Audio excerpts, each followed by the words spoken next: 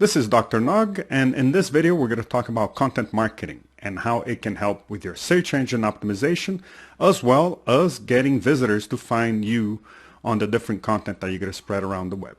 So first, let's hop over to the center of our mind map for travel marketing strategies and tactics for tourist attractions and experiences. Before I continue, click below to subscribe so you can get all the tips on how to promote your tourist attraction. We're going to slide over to the B2C online marketing efforts and down here to content marketing. Why would you want to do content marketing? And what is content marketing? Content marketing is creating content about not just your tourist attraction, but about elements of your tourist attraction.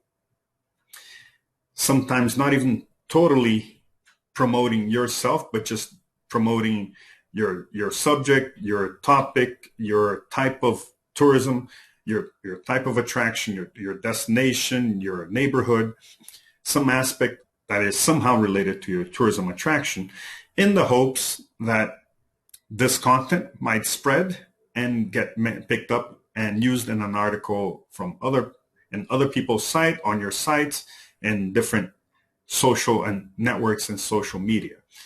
In the end, you'll be spreading the word not just about your type of attraction, but consequently about your actual tourist attraction. What does that all mean? That means that if you have a cooking class, you don't want to talk about just your cooking class and write an article about your cooking class, but you might want to do articles that cover other subjects. For instance, top 10 Brazilian recipes. You might want to have why don't Brazilians add pepper to their food? You might want to have different articles on the different aspects and get those spread around the web. And in the end, they'll all point back to your website. So let's talk about the different media that's available for your content marketing promotion. Articles, right? So you can obviously write an article, 200 words, 500 words, maybe 1,000, maybe 2,000, right? So you can write this about whatever subject is somehow related to you, and then in the end you can do a plug, right, for your attraction. Similar, you can write a post. So these are basically very similar if they're not the same. You can do photos. You can do a photo sequence or a slide of photos, or just have an amazing photo of, for instance, if you have a cooking class, you want to have the best photo of a dish that you offer, that you sell, because then other people will end up using that photo on their websites for whatever reason. But in the end, your logo or your website will be watermarked in the corner. And so this helps also. Infographics. If you have an infographic explaining, for instance, how to best enjoy your destination, right? What you should do in the first day, what you should do in the second day, what you should do in the third day, and maybe your tourist attraction is there in the third day. This infographic might get picked up because a lot of people may agree with it, and they may use it on their website, and then somehow at some point over to your attraction, or at least promote your attraction, right? Videos we talked about in the YouTube channel, but you also want videos. You might want to get people to create videos for you. Podcasts also great, especially since they're a lot easier to create than videos, because it only depends on the quality of the sound and the content that you're creating. You don't have to worry about the visuals.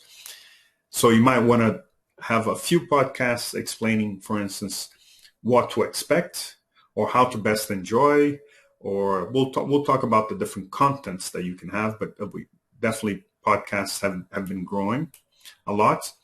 You might want to do a map, especially if your tourist attraction isn't exactly in the center of town. If it's slightly off, maybe in the suburbs or outside of town, you might want to do a map for your area so that people can understand that going over and driving, so that people can understand that getting over to that corner of the city is worthwhile because there is your attraction, but there's also other interesting things nearby to do. So it'll be worthwhile spending a day in that part of town.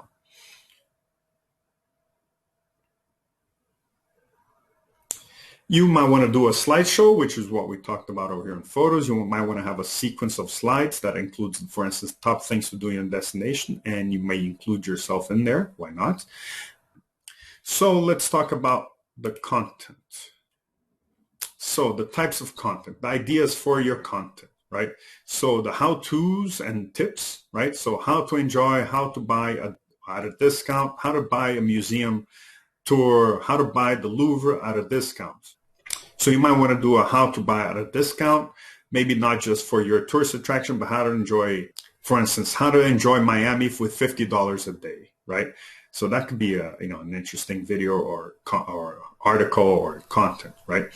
Things to avoid, of course, where to find, when to go. So these would be how-tos and tips, right? You might want to do a top 10 things to do in Miami, top 10 nightclubs in Barcelona. An explainer would explain how your experience works. So how does the Cook in Rio cooking class work? How does the paragliding experience work? How does the capoeira class work? So the other one would be funny aspects. So you could point out curious and funny things about Brazilian food, for instance. That would be an article. And the other one is inspirational beauty. This applies especially to museums or arts galleries because they are working with history, and a lot of that can be very inspirational and beautiful. So you might want to point out some aspects, some beautiful aspects, and that can be very, very attractive, very seductive, and get people over to your museum because you talk about some important people that are featured in your museum. So content marketing is an effort, a huge effort in itself. It's rather complicated. It's easy to write an article. It's hard to regularly write an article or create a regular post or a sequence of photos, or to keep this regularity coming, right? So you might want to hire some people, some professionals to do the content and tell them, okay, I would like an article on things to avoid. I would like a video on top 10, and just have this. You should do whatever you can here regarding content marketing, but if it gets a little difficult, then hire someone. It's a lot easier. You can get people to write an article for you for as low as $50 if you find them on Fiverr or other similar sites. So it's not very expensive, and it's rather worthwhile, especially since the article you can send the article and all this content, not just to post on your sites, but also to send it to other people so that their sites, and hopefully their sites get a lot more visibility than yours, so that their sites point over to yours. So you'd be getting a backlink, and you'd be getting visitors from a more popular travel blog or travel guide sites. So this sums up content marketing for tourist attractions. I hope you found this video useful. If you'd like to receive more, just hit subscribe. That will keep me motivated to keep on producing more videos like this so that you can get more and more content on how to promote your tourist attraction. Second, visit mindmap.works so you can access links to resources regarding all the tactics covered in this video. Thirdly, contact me at chris@mindmap.works with any question. We can try to reply directly by email, but if it's more complicated, we might set up a consulting hour or two. See you in the next video.